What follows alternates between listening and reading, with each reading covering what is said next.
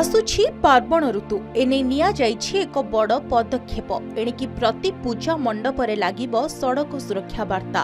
मांको आशीर्वाद सह परिवार सुरक्षा पाई सचेतन हेबे लोके।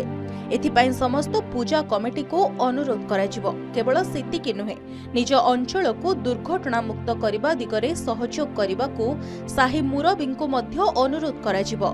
पार्वण संपर्कित समन्वय बैठक में पूजा कमिटी मानक सह ए संक्रांत रे आलोचना करबाकू समस्त जिलापाल एसपी समेत कटक और भुवनेश्वर डीसीपी को चिठी लिखिछंती परिवहन आयुक्त अमिताभ ठाकुर।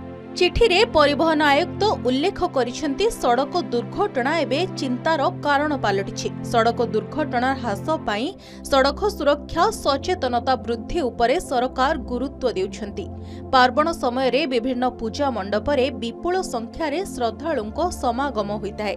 तेणु एही समय रे अनेक लोकंक पाखरे सड़क सुरक्षा वार्ता पहुंचा जाई परिबो। एहाकु दृष्टि रे रखी पूजा कमिटी माननकु सड़क सुरक्षा वार्ता प्रसार पाई अनुरोध करा जाय परिबो।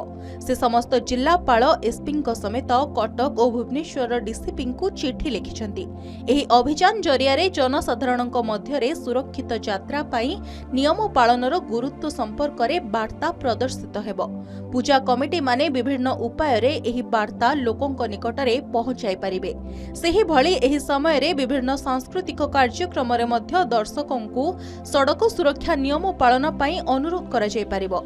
पार्वण संपर्कित समन्वय बैठक रे एही विषय रे आलोचना करबाकू कुहा जायछि।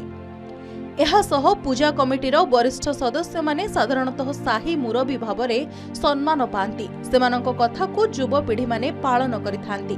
तेणु पूजा परे मध्य निज अंचल को सड़क दुर्घटना मुक्त करबा दिगरे सेमाने उद्यम करि परिबे। केवल दुर्गा पूजा नुहे समस्त प्रमुख पर्वपर्वाणी रे सड़क सुरक्षा वार्ता प्रसार को गुरुत्व देबाको परिवहन आयुक्त अनुरोध करिसेंती।